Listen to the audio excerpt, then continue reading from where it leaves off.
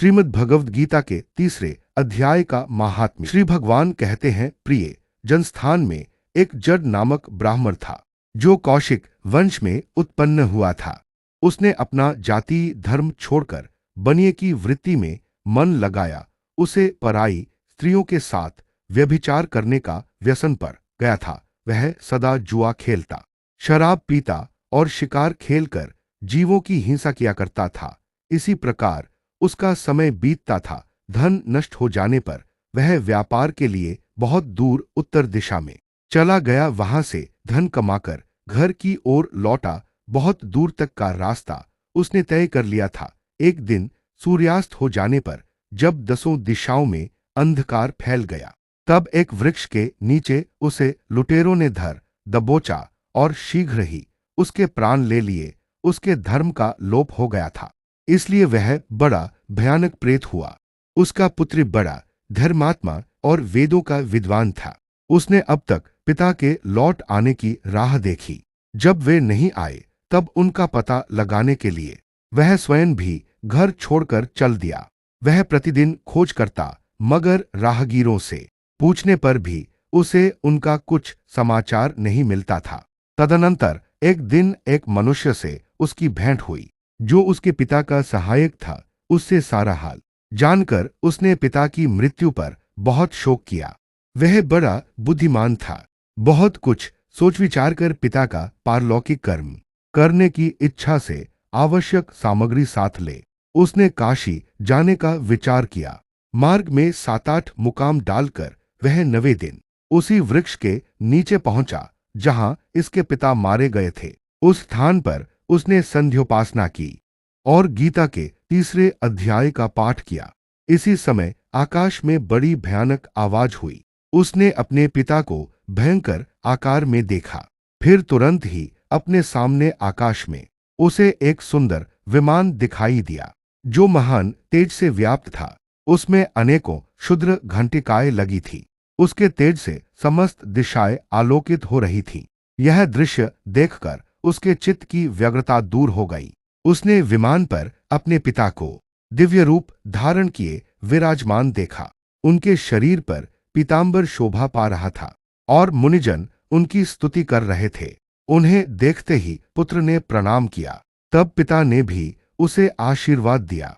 तत्पश्चात उसने पिता से यह सारा वृत्तांत पूछा। उसके उत्तर में पिता ने सब बातें बताकर इस प्रकार कहना आरंभ किया, बेटा, दैववश मेरे निकट गीता के 3 अध्याय का पाठ करके तुमने इस शरीर के द्वारा किए हुए दुस्त्यज कर्मबंधन से मुझे छुड़ा दिया। अतः अब घर लौट जाओ, क्योंकि जिसके लिए तुम काशी जा रहे थे वह प्रयोजन इस समय 3 अध्याय के पाठ से ही सिद्ध हो गया है। पिता के यों कहने पर पुत्र ने पूछा, तात, मेरे हित का उपदेश दीजिए तथा और कोई कार्य जो मेरे लिए करने योग्य हो बतलाइए। तब पिता ने उससे कहा, अनघ, तुम्हें यही कार्य फिर करना है। मैंने जो कर्म किया है वही मेरे भाई ने भी किया था। इससे वे घोर नरक में पड़े हैं। उनका भी तुम्हें उद्धार करना चाहिए, तथा मेरे कुल के और भी जितने लोग नरक में पड़े हैं उन सबका भी तुम्हारे द्वारा उद्धार हो जाना चाहिए। यही मेरा मनोरथ है। बेटा, जिस साधन के द्वारा तुमने मुझे संकट से छुड़ाया है, उसी का अनुष्ठान औरों के लिए भी करना उचित है। उसका अनुष्ठान करके उससे होने वाला पुण्य उन नार की जीवों को संकल्प करके दे दो। इससे वे समस्त पूर्वज मेरी ही तरह यातना से मुक्त हो स्वल्पकाल में ही श्री विष्णु के परमपद को प्राप्त हो जाएंगे। पिता का यह संदेश सुनकर पुत्र ने कहा, तात, यदि ऐसी बात है और आपकी भी ऐसी ही रुचि है, तो मैं समस्त नार की जीवों का नरक से उद्धार कर दूंगा। यह सुनकर उसके पिता बोले, बेटा, एवमस्तु, तुम्हारा कल्याण हो। मेरा अत्यंत प्रिय कार्य संपन्न हो गया। इस प्रकार पुत्र को आश्वासन देकर उसके पिता भगवान विष्णु के परमधाम को चले गए। तत्पश्चात वह भी लौटकर जनस्थान में आया और परम सुंदर भगवान श्री कृष्ण के मंदिर में उनके समक्ष बैठकर पिता के आदेशानुसार गीता के 3 अध्याय का पाठ करने लगा। उसने नार की जीवों का उद्धार करने की इच्छा से गीता पाठ जनित सारा पुण्य संकल्प करके दे दिया। इसी बीच में भगवान विष्णु के दूत यातना भोगने वाले नार की जीवों को छुड़ाने के लिए यमराज के पास गए। यमराज ने नाना प्रकार के सत्कारों से उनका पूजन किया और कुशल पूछी। वे बोले, धर्मराज, हम लोगों के लिए सब और आनंद ही आनंद है।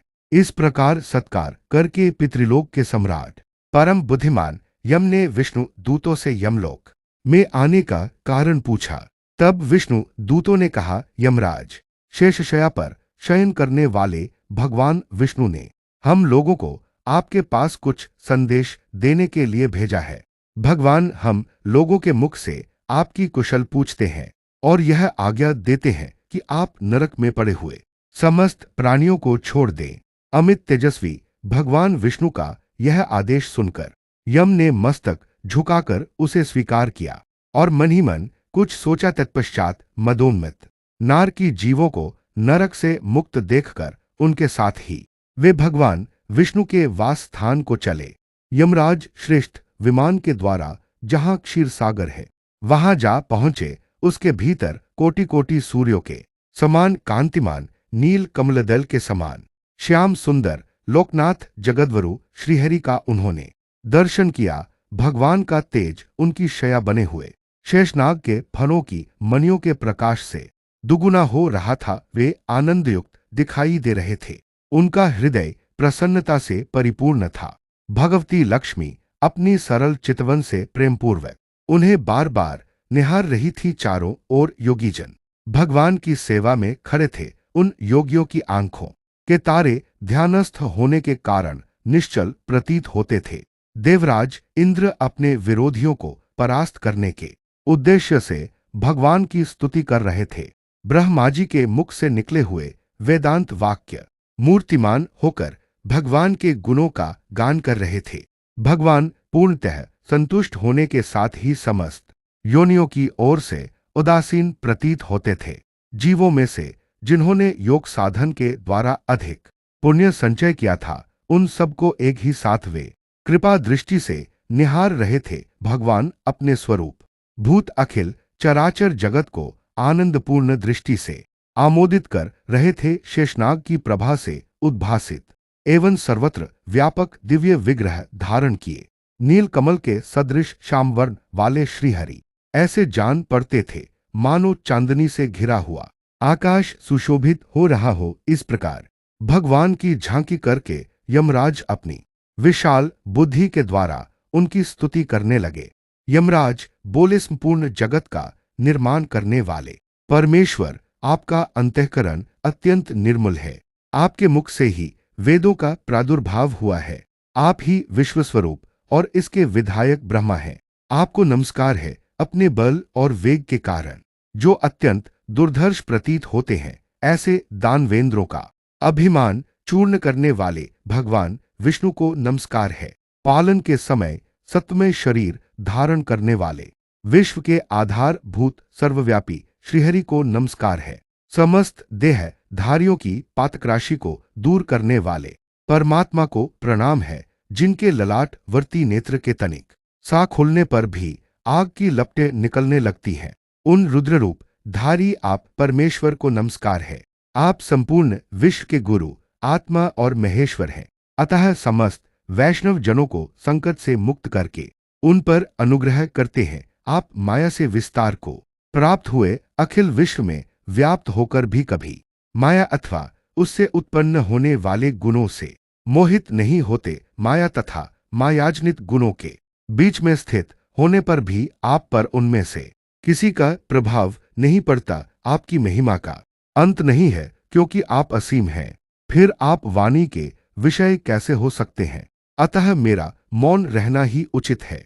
इस प्रकार स्तुति करके यमराज ने हाथ जोड़कर कहा, जगद्वरो, आपके आदेश से इन जीवों को गुण रहित होने पर भी मैंने छोड़ दिया है। अब मेरे योग्य और जो कार्य हो उसे बताइए। उनके यों कहने पर भगवान मधुसूदन मेघ के समान गंभीर वाणी द्वारा मानो अमृत रस से सींचते हुए बोले, धर्मराज, तुम सबके प्रति समान भाव रखते हुए लोगों का पाप से उद्धार कर रहे हो। तुम पर देहधारियों का भार रखकर मैं निश्चिंत हूं, अतः तुम अपना काम करो और अपने लोक को लौट जाओ।